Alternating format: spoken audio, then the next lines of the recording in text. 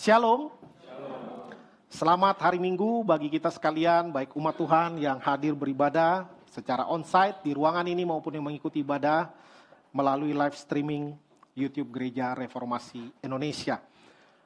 Kita memasuki seminar tengah tahun. Seminar tengah tahun ini adalah seminar 5 minggu berturut-turut yang membahas satu tema besar dan tentu ada tema-tema kecil yang akan dibahas secara runtut ya alur pemikirannya.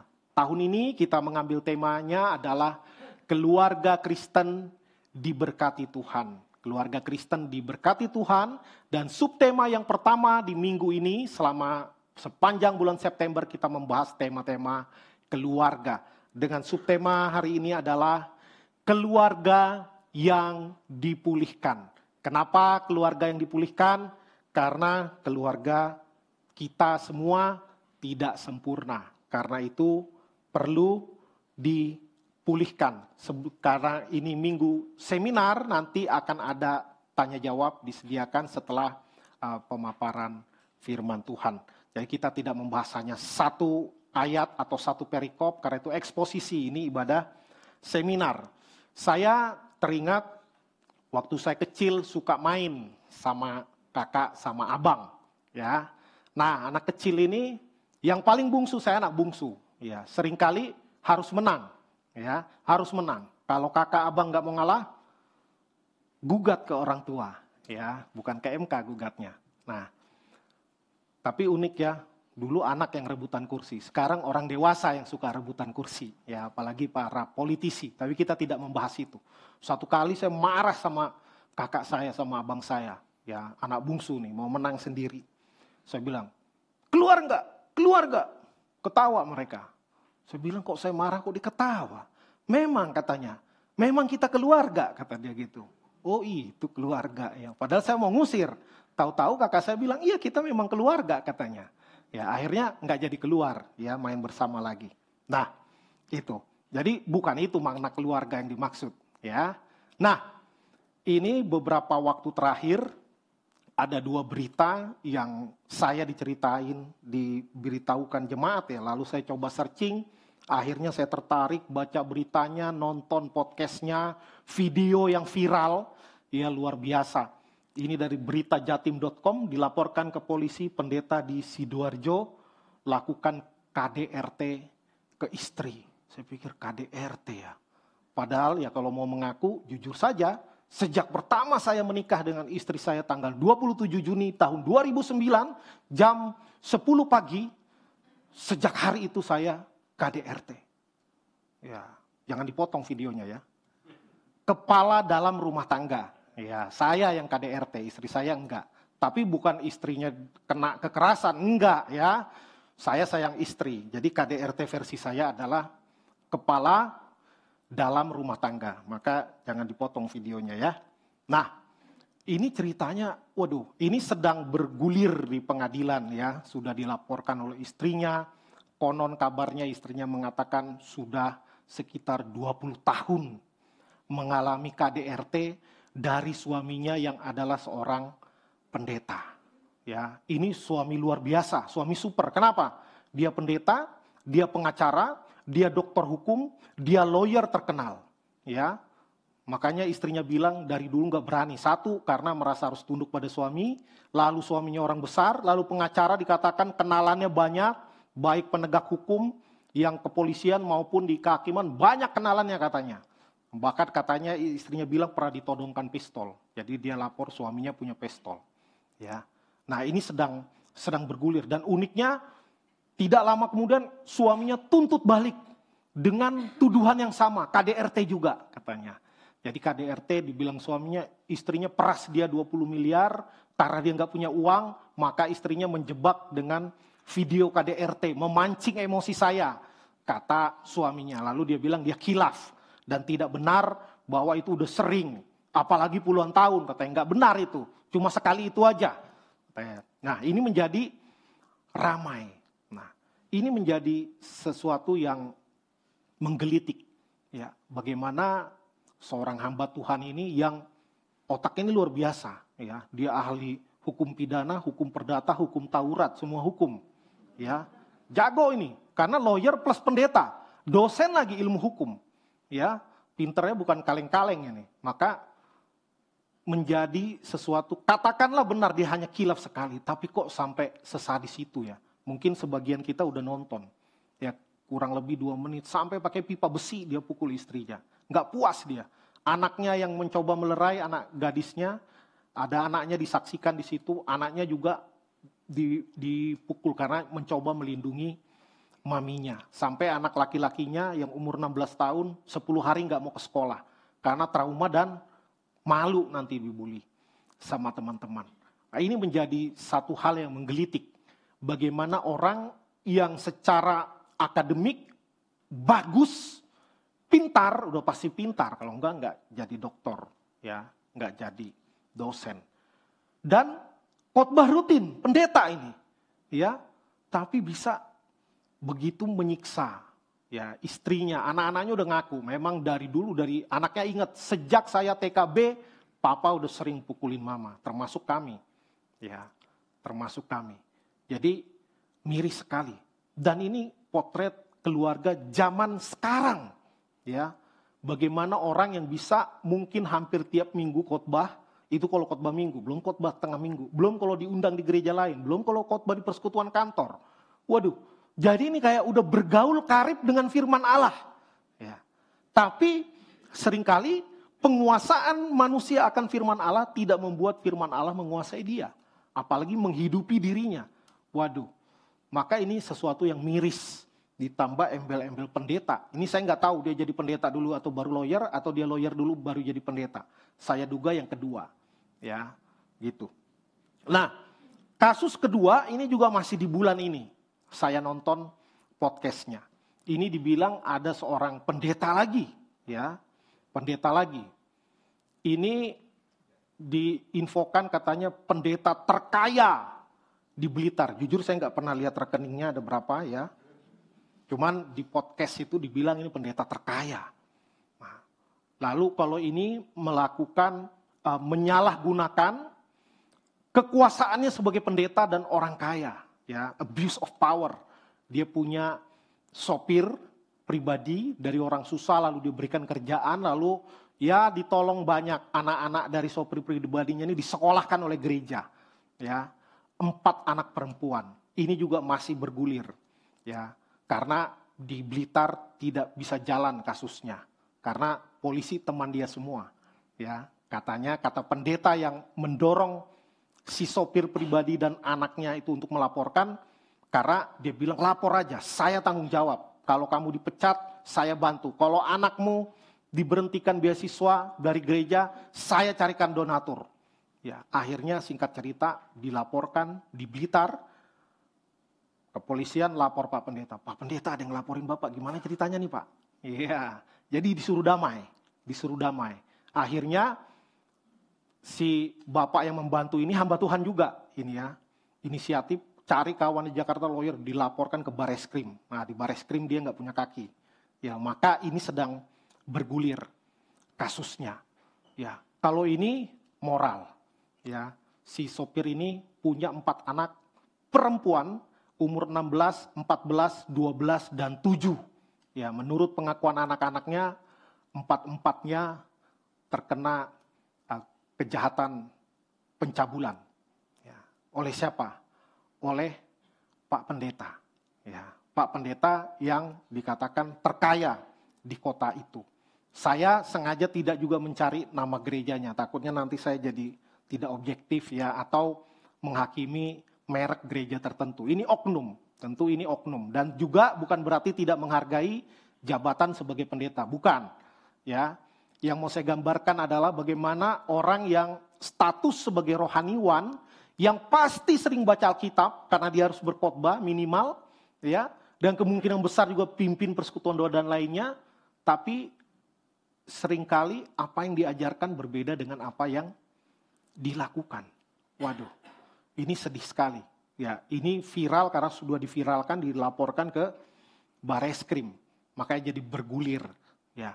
Dan satu kasus lagi yang sudah inkrah, saya nggak mengikuti lagi sekarang. Dulu saya mengikuti dan setahu saya sudah ditangkap pendetanya, nggak tahu sekarang udah keluar atau belum. Ya, wah ini juga waktu itu sangat menyedot perhatian.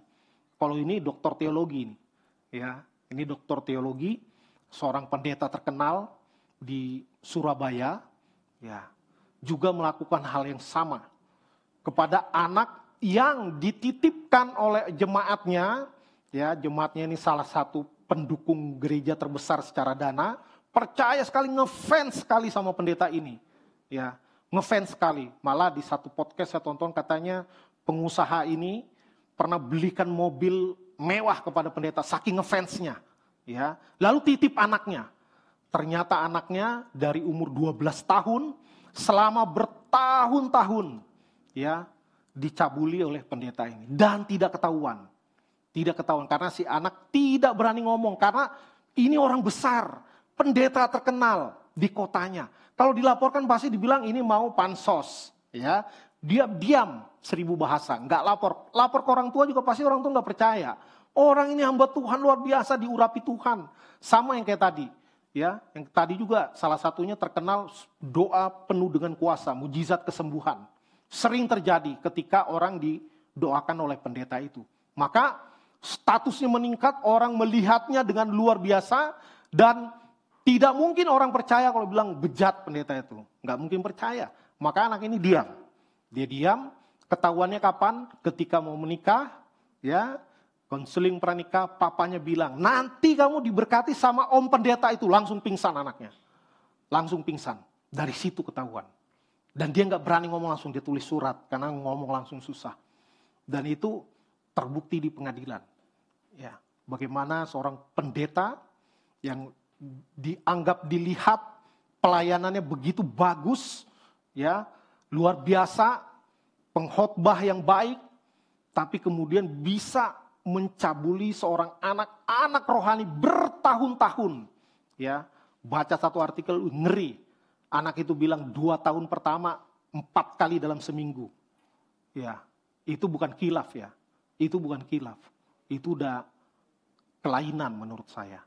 Tapi sekali lagi, itu terjadi. Ya, itu terjadi. Nah, ini menjadi satu permenungan bagi kita.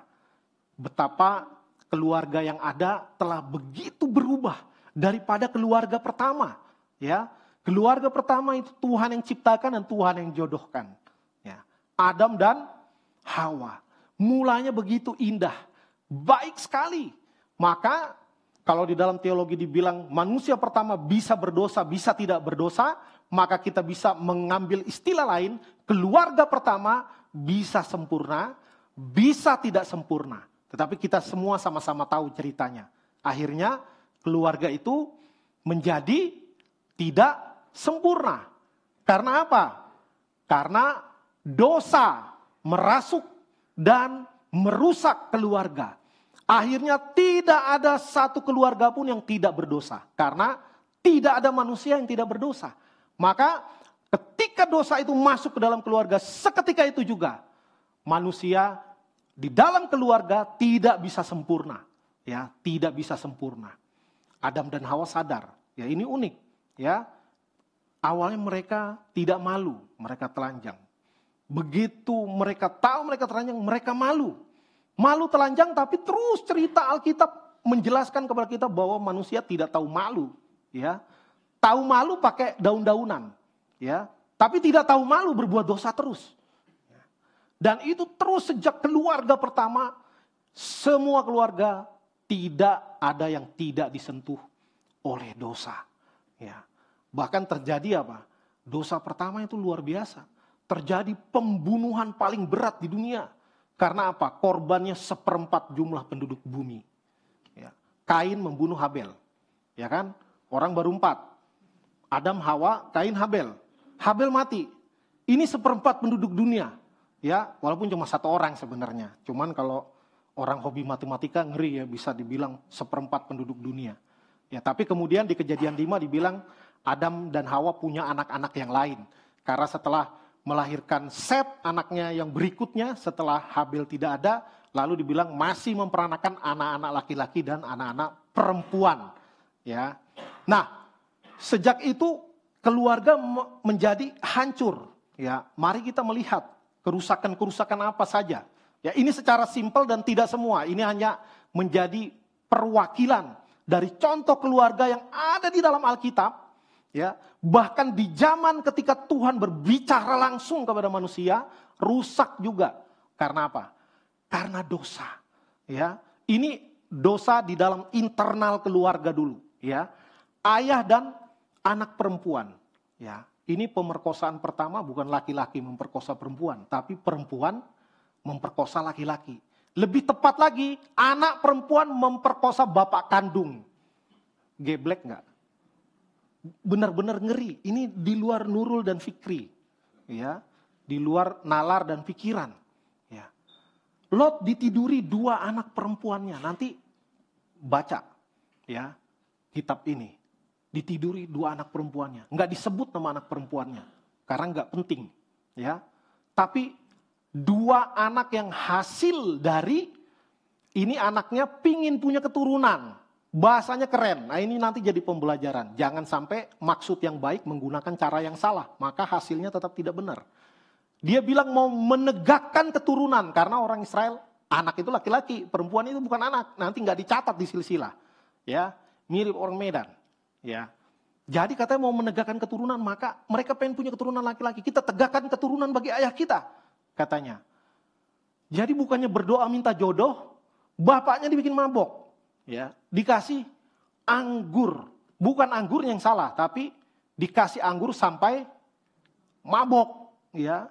Lalu malam pertama si kakak tidur dengan ayahnya, malam ayahnya nggak sadar katanya, atau setengah sadar, nggak kalau nggak sadar beneran nggak mungkin akhirnya anaknya hamil, ya. Tapi tidak pada kesadaran yang cukup untuk menolak anaknya. Malam kedua adeknya disuruh, dek kakak udah, sekarang giliran kamu. Bapaknya dibikin mabok lagi si Lot, mabok anggur. Lalu adiknya tidur, akhirnya keluar 2 anak. Kakaknya melahirkan anak bernama Moab, yang akhirnya berantem terus sama Israel. Ya, menjadi nenek moyang bangsa Moab. Dan adiknya Ben-Ami, anak dari adiknya menjadi nenek moyang bangsa Amon. Juga akhirnya jadi biang kerok, berantem terus sama Israel. Baca perjanjian lama nanti. Ini ayah dan anak perempuan. Lalu tadi ayah, ibu enggak, sama ibu juga, ya. Ibu dengan anak. Nah, ibu dengan anak laki-laki terjadi. Ya, walaupun ini bukan kandung, ya, dengan anak tiri. Ruben, ya ini abangnya Yehuda, ya, anak-anak Yakub yang 12 orang itu. Ruben anak sulung meniduri gundik ayahnya. Ya. Meniduri gundik ayahnya. Ini juga, waduh. Itu istri papanya diambil sama dia, dimakan sama dia. Ini yang paling ngeri lagi ini, Absalom, anaknya Daud. Ya, anak Daud. Meniduri gundik-gundik Daud, bukan satu, ya. Bukan satu. Ini ada beberapa orang di muka umum di siang hari. Dalam rangka apa? Dia mau menggulingkan Daud, dia pengen jadi raja, pengen mengkudeta papanya. Jadi biar papanya benci sama dia dinasehati oleh penasehatnya, dibilang kamu tiduri aja, gundik-gundik papamu biar dia kesel. Ya, dia lakukan di siang hari, ya, di muka umum, di sotoh istana. Ya. Dan Alkitab memberikan catatan bahwa itu bagian dari hukuman Tuhan kepada Daud.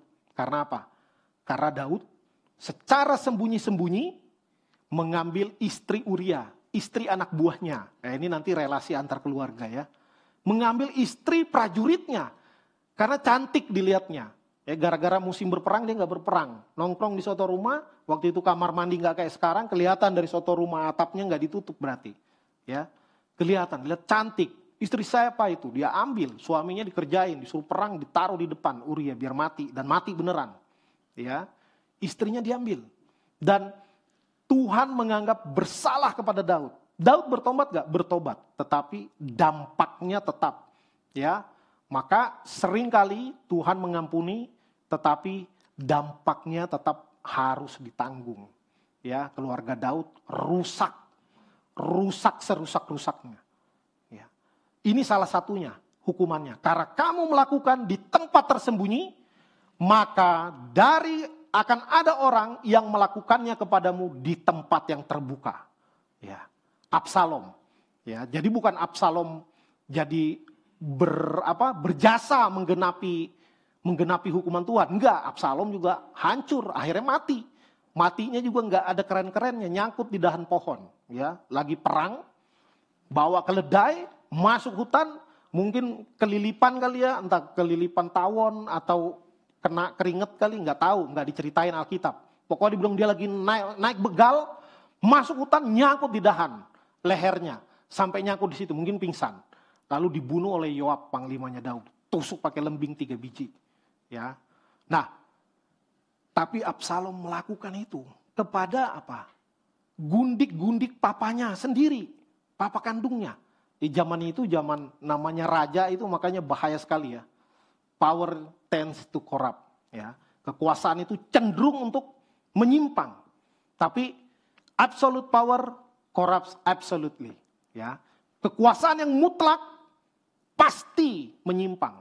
Pasti menyimpang. Ini godaannya besar sekali. Ya. Karena itu Daud dihukum Tuhan. Luar biasa. Nah, anak-anaknya juga karena pengen jadi raja. Ya.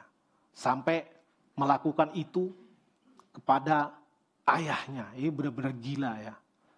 Lalu apa lagi?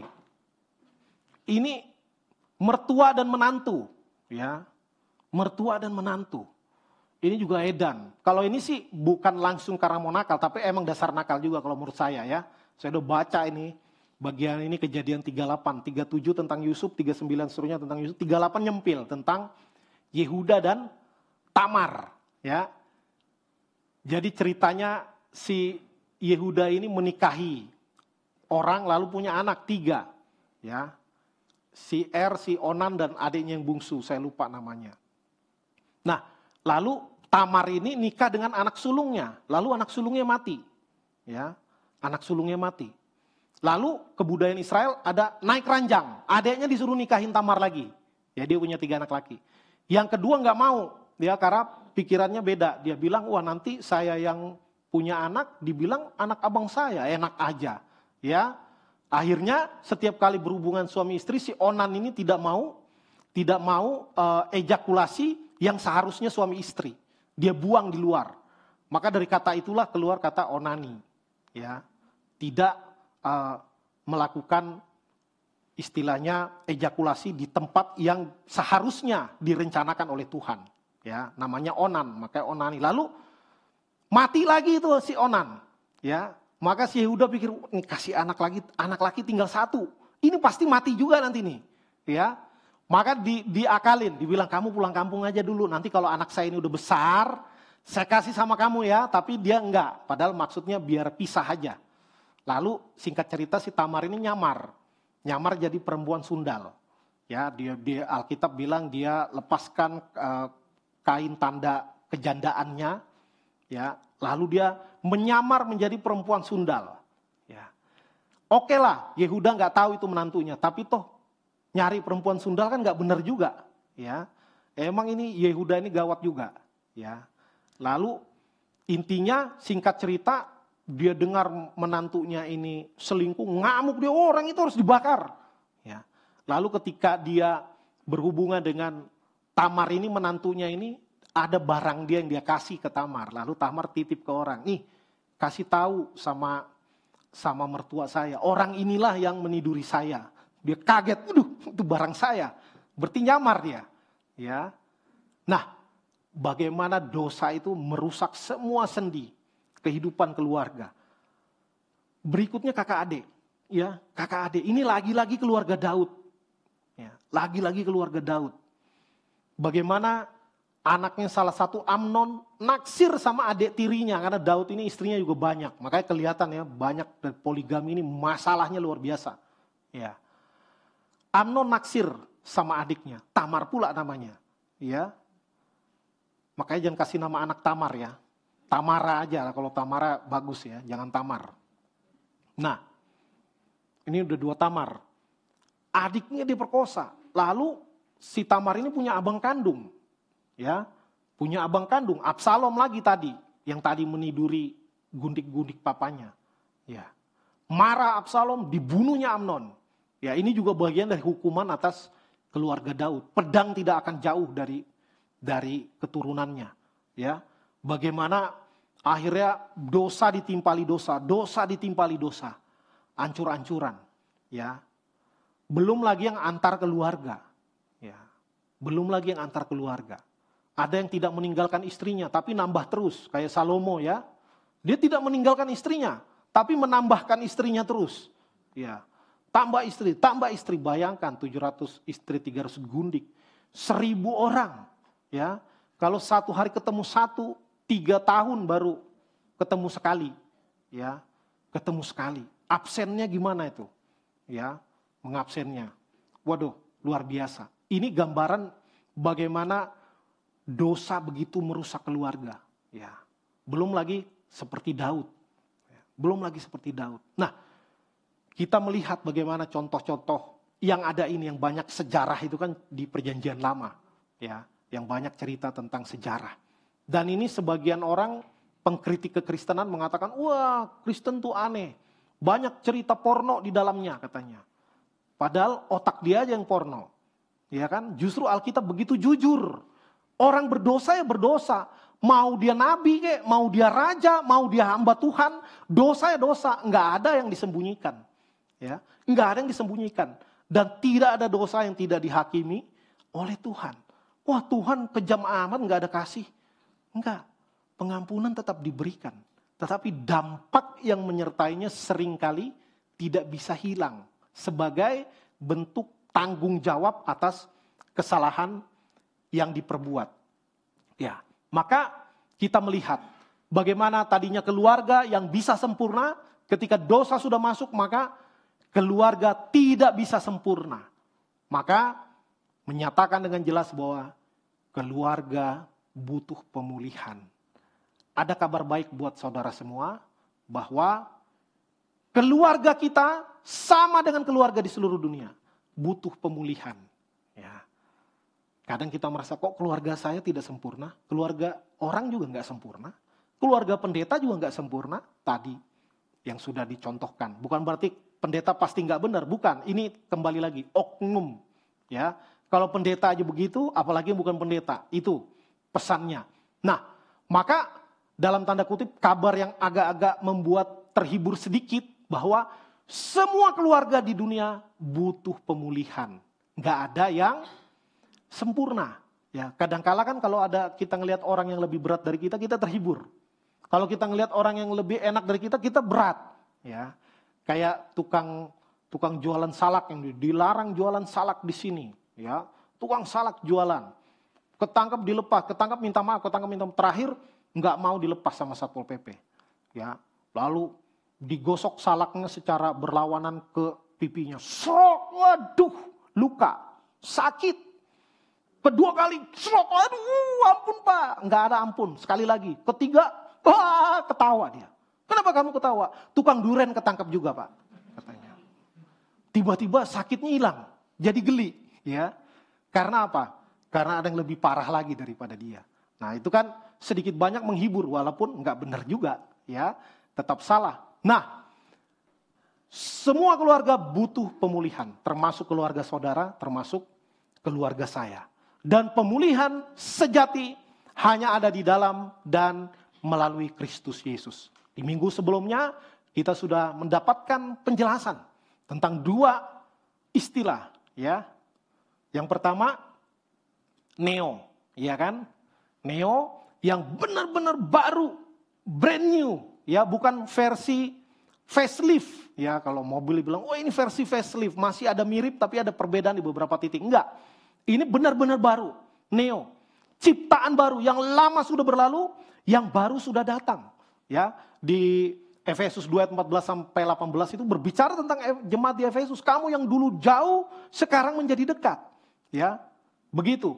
Jadi kamu juga dulu jauh dari Kristus. Sama seperti orang-orang Yahudi. Tetapi sekarang 2 ini bisa dipersatukan. Di dalam Kristus. Ya, termasuk di dalam keluarga. Termasuk di dalam keluarga. Saya menyebutnya pemulihan status.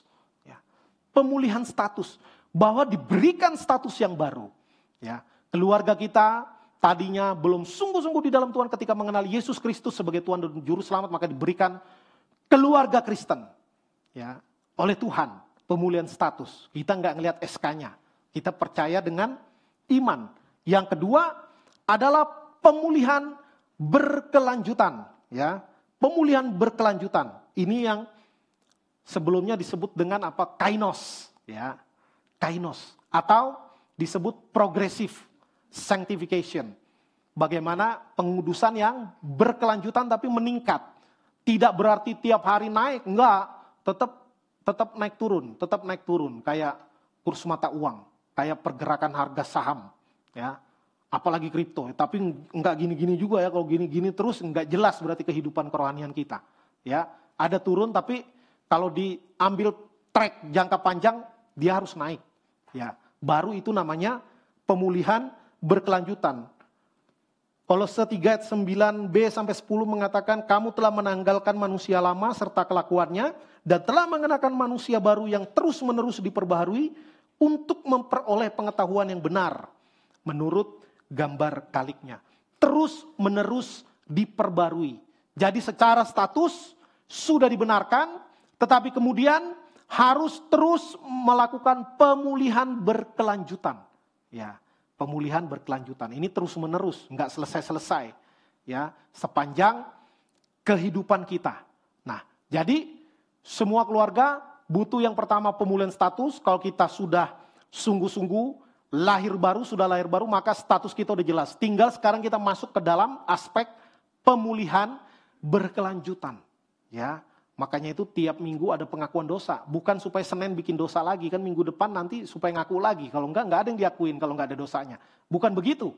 Ya, semangatnya adalah pemulihan itu memang harus terus menerus. Enggak boleh sengaja berdosa. Ya, apalagi merencanakan biar dosanya enggak ketahuan. Waduh, itu lebih salah lagi. Nah, terakhir ini tahap pemulihan keluarga. Ya, tentu yang pertama harus ada pertobatan. Pertobatan. Dimulai dari mana? Dimulai dari yang paling tinggi di dalam keluarga. Mulai dari tadi KDRT, kepala dalam rumah tangga. Ya, dan istrinya. Ya, suami dan istri. Harus ada pertobatan. Kan orang bijak mengatakan ikan busuk mulai dari kepalanya. Walaupun saya belum pernah nontonin proses ikan busuk. Saya liatin sampai berhari-hari, bener dari kepalanya enggak. Tapi itu kata orang bijak tentu itu ada kebenarannya ya bahwa mulai busuk dari kepalanya. Ya. Maka kita lihat kalau kita sebagai suami, kita sebagai istri ini dulu ya dari atas dulu benar. Ya. Bukan berarti itu enggak zaman sekarang sistem top down, sekarang zamannya bottom up. Ya dalam hal ini enggak ya dari pemimpin dulu. Kalau pemimpinnya nggak beres, anak buah akan dengan santainya nggak beres. Tapi kalau pemimpinnya beres, minimal bawahannya agak takut kalau nggak beres. Ya, maka pertobatan mulai dari suami istri. Ya, dari suami istri. Yang pertama langkah pertobatan apa? Ngaku dulu, ngaku salah. Salahnya apa? Ya, baik suami maupun istri. Ini dulu, suami dan istri dulu. Bertobat, mengaku salah, lalu menanggalkan dosa itu. Baru tadi dibilang mengenakan manusia baru yang terus-menerus diperbarui. Baru meninggalkan dosa itu. Ya, meninggalkan dosa itu. Jangan dengan sengaja diulang-ulang. Ya, sekali lagi tidak ada keluarga yang sempurna, tapi jangan dibiarkan saja. Ya, harus ada effort usaha yang cukup untuk memulihkan kondisi keluarga kita masing-masing. Firman Tuhan mengatakan barang siapa mengaku dosa, maka Tuhan adalah setia dan adil. Ya, Dia akan mengampuni segala dosa kita dan menyucikan kita dari segala kejahatan. Ya, suatu kali orang wanita berdosa, Tuhan Yesus diampuni dosanya oleh Tuhan Yesus karena Tuhan Yesus tahu orang ini bertobat. Ya, hanya belum kelihatan buah pertobatannya. Mau dihakimi, Tuhan Yesus bilang yang nggak ada dosa lempar duluan. Nggak ada yang berani lempar. Lalu Tuhan Yesus bilang, apa? Tenang aman, ada saya. Ya, ingat-ingat saya, jasa-jasa saya. Enggak, pergi dan jangan berbuat dosa lagi. Ya, itu. Jangan berbuat dosa lagi. Dosa ada konsekuensinya. Pengampunan diberikan, tapi konsekuensinya ada. Dan ada peringatan. Jangan berbuat dosa lagi. Ya. Yang kedua, pengampunan. Ini dalam konteks antar anggota keluarga. Ya. Ketika kita mengaku di hadapan Tuhan, Tuhan mengampuni kita. Lalu kepada orang tua, kepada pasangan, kepada anak, kita juga perlu bertobat, mengaku salah, lalu minta pengampunan. Ini keindahan dalam keluarga Kristen. Ada ruang untuk pengampunan. Ya. Ada ruang untuk pengampunan. Walaupun tidak sederhana, kayak tadi pendeta KDRT dibilang udah 20 tahun, baru sekarang akhirnya istrinya udah benar-benar gak tahan. Ya. Dan dikasih tahu sama yang dia konsultasi hukum, dibilang viralkan dulu. Ya, viralkan dulu. Nanti saya bela. Ya sudah viral baru dibela. Nah, berbicara tentang pengampunan nggak sederhana ini. Biasanya minta ampun, pelaku gampang minta ampun. Tapi si korban berat mengampuni. Berat. Ya, nanti dia yang akan memilih. Dia akan memilih. Apakah dia mengampuninya bagaimana? Bentuknya. Konsekuensi atas kesalahannya bagaimana? Tentu kita di keluarga masing-masing mengambil pilihan-pilihan. Ya, mau mengampuni atau enggak. Ya, kalau orang Indonesia suka 3 kali.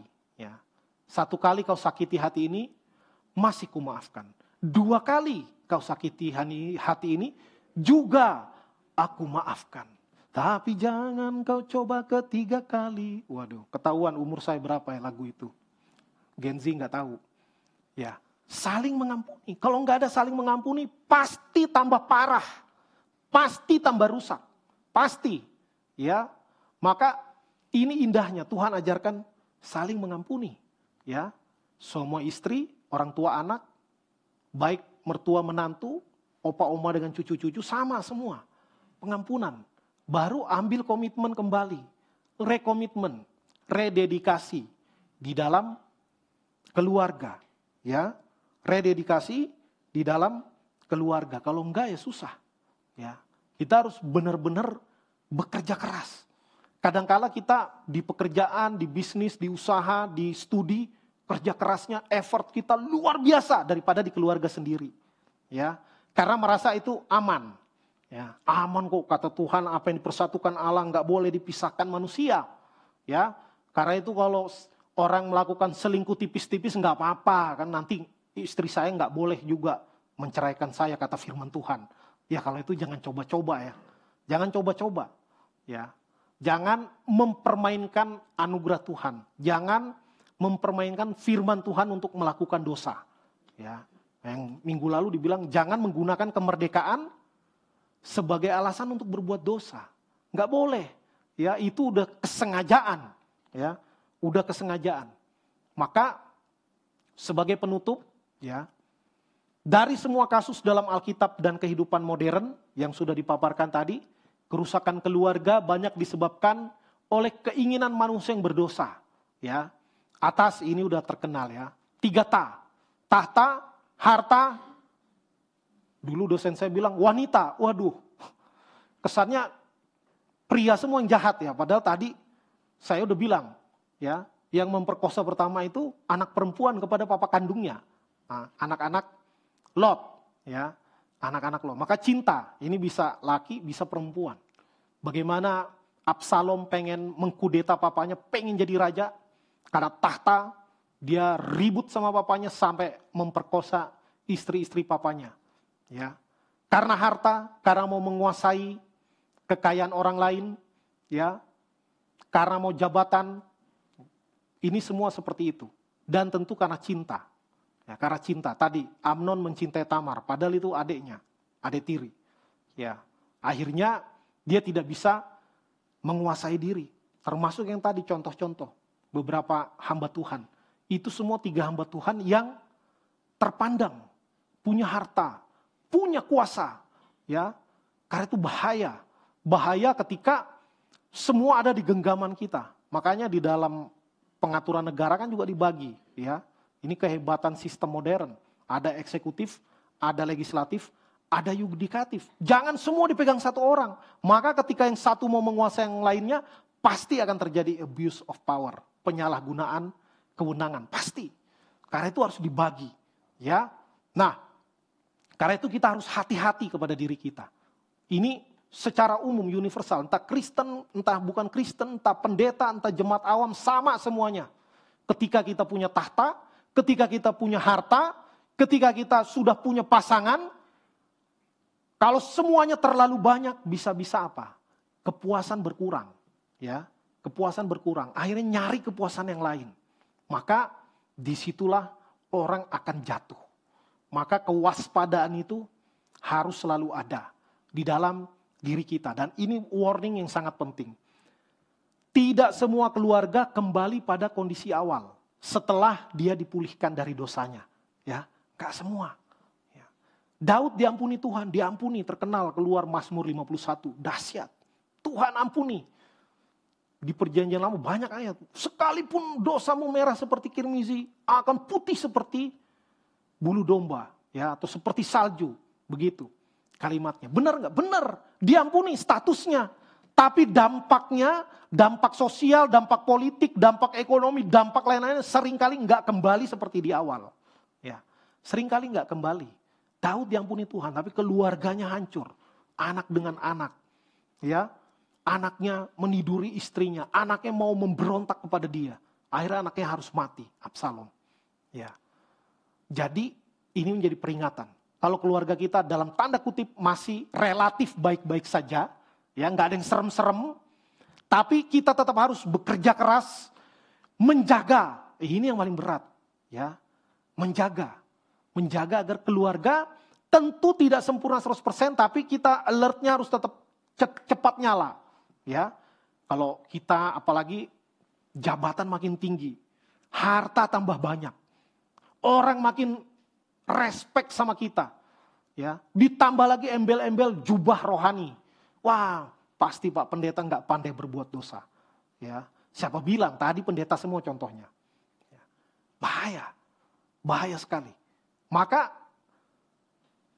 kerjakan bagian kita untuk keluarga kita masing-masing dengan kesungguhan dan seraya memohon pertolongan Tuhan, ya. Memohon pertolongan Tuhan. Ingat, banyak contoh tadi tidak kembali seperti di awal. Memang statusnya dia diampuni Tuhan, tapi dampaknya terus ada. Ya, tidak dihapuskan begitu saja. Sebagai apa? Sebagai peringatan bagi saudara dan saya. Ya, jangan main-main dengan dosa. Banyak PR yang harus kita kerjakan. Banyak PR. Tapi memang tadi, ya Tuhan menjaga keluarga itu harus jadi prioritas. Kerjakan. Mungkin kita nggak parah, tapi tidak ada yang 100%. Ya, setiap suami, setiap istri, setiap anak, pikirkan apa yang saya tidak benar-benar pas. Bagian apa dalam diri saya yang harus diperbaiki. Entah cara menyelesaikan masalah kah, ya, entah cara berbicara, cara menegur, cara mendisiplin, ya kan, macam-macam. Ya, bagaimana kita bisa mengendalikan kata-kata, mengendalikan emosi, mengendalikan termasuk secara gampang mengendalikan hasrat seksual. Ya, itu semua kalau nggak terkendali, itulah bedanya sebenarnya manusia dengan binatang. Ya, itu bedanya. Ya, kita dikasih kemampuan untuk menganalisa dengan tepat. Kalau binatang nggak bisa, binatang nggak ngerti dosa, nggak ngerti. Manusia yang ngerti, tapi sering manusia yang seperti binatang. Ya, nggak tanggung-tanggung, seperti setan juga, makanya kesetanan, ya kan? Kesetanan. Maka mari kita dalam kesadaran yang utuh sepanjang waktu. Apalagi kalau kita punya potensi besar, ya seperti tadi, yang pendeta tadi, itu ada foto-foto orang viralkan aspri-asprinya dia, ya aspri, foto-foto pakai baju yang agak terbuka, ya foto di pohon Natal itu asisten dia sebagai lawyer, ya. Maka ya mungkin dia nggak berjaga-jaga atau bagaimana, saya nggak tahu, ya karena memang tidak ada bukti lebih jauh. Tapi kita harus selalu aware dan waspada, waspadalah, ya. Itu pesan firman Tuhan, ya, bukan cuma Bang Napi yang pesan gitu, ya. Saya sampai di sini. Kalau ada yang mau bertanya, dipersilakan.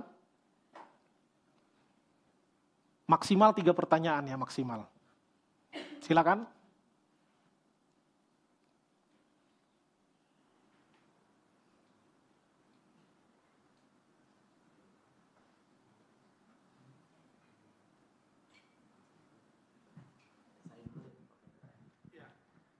Terima kasih Pak Pendeta untuk pemaparan yang luar biasa. Dari sini kita melihat bahwa sesungguhnya manusia ini memang orang berdosa, tapi kita bersyukur kalau kita sudah ditebus dan kita memiliki kemampuan untuk seharusnya meninggalkan dosa itu. Dan di sana tentunya karena pertolongan Tuhan. Saya ingin bertanya Pak Pendeta, misalnya di dalam keluarga kita anggaplah bahwa dia salah arah gitu ya. Salah arah, dia memilih jalan yang tidak seharusnya. Dan di sana akhirnya dia harus mengalami banyak dampak seperti yang Pak Pendeta sampaikan tadi. Yang kadangkala kita sebagai keluarga nggak bisa lepas tangan gitu ya, acu tak acu gitu ya. Karena bagaimanapun dia tetap bagian dari keluarga kita.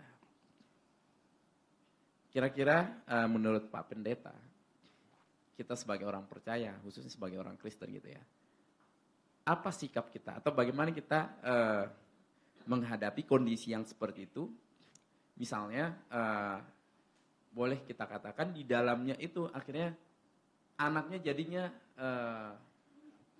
diarahkan ke yang tidak percaya Tuhan jadinya gitu ya. Yang satu sisi kelihatannya yang keluarga pun nggak bisa bersikap tegas gitu ya. Nah, ketika kita campur aduk ke dalam, khususnya kita sebagai orang percaya di mana kita kan dikasih tugas dan tanggung jawab sebagai penginjil gitu ya, atau bukan keluarga saya, orang di luar keluarga kita pun kita harus berupaya untuk memberitakan firman Tuhan. Nah itu, bagaimana sikap kita sebagai orang percaya? Terima kasih. Iya, pertanyaan yang sangat sangat relate dengan kehidupan keseharian. Pendapat saya memang ini tergantung kasusnya, ya salah arah yang seperti apa, akibat yang seperti apa. Tadi sempat dibuka sedikit tentang anak dari orang yang salah arah ini akhirnya melepaskan iman percayanya atau bagaimana? Atau ada tanda-tanda ke sana? Ya dididiklah di luar iman Kristen. Oke, iya. Tentu ini nggak simple ya. Kalau menurut saya tetap kita di satu sisi kita menjaga area masing-masing, nggak boleh sembarangan lompat pagar, ya kan? Tapi yang pasti kalau itu ke saudara kita, family kita punya tanggung jawab yang lebih, beban moral yang lebih.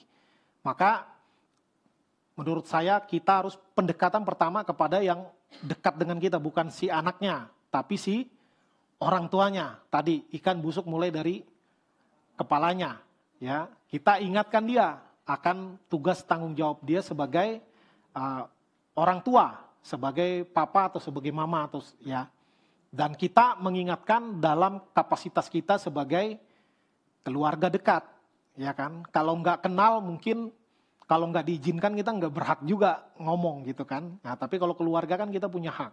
Karena kamu saudara saya peduli, gitu. Nah, tentu dia yang harus mengambil tanggung jawab itu. Gak bisa kita langsung masuk ke keluarganya, ke ini anaknya kita kumpulin semua, kita sidang semua. Ya gak sama, kecuali itu kalau itu jemaat kita ya gak apa-apa. Sebagai gembala panggil anggota keluarga gak apa-apa. Jadi kita harus bisa ukur kewenangan kita sampai di mana, tetapi kepada orangnya itu yang Bapak punya saudara mungkin, itu yang perlu kita omongin, kita nyatakan langkah-langkahnya. Dia yang harus ambil keputusan, tetapi kita hanya bisa memberikan pandangan. Ya, sampai harapkan agar dia mengambil keputusan yang benar. Ya, mengambil keputusan yang benar. Yang penting kebenaran kita nyatakan dan dorong dia untuk melakukan tanggung jawabnya. Nomor satu, ya mungkin dia akui kesalahannya kepada istri, kepada anak, atau kepada suami, atau kepada anak. Baru kemudian, ya tadi bertobat itu bukan cuma ngaku, tapi berbalik. Berbalik kepada yang benar. Tapi kalau nanti setelah dia berbalik kepada yang benar tidak terjadi seperti yang diharapkan, katakanlah anaknya udah beda iman, anaknya nggak mau ikut lagi sama orang tuanya, ya itu resiko kesalahan di awal. Ya, tadi saya bilang seringkali orang yang bertobat tapi dampak menyertainya nggak pulih kayak dari nol lagi, nggak. Ya, kayak gelas pecah lalu disusun ulang, bisa dia jadi gelas lagi, tapi nggak bisa seperti waktu pertama kali. Ya, tetap ada bekasnya kelihatan. Gitu. Itu jawaban saya. Ya, terima kasih.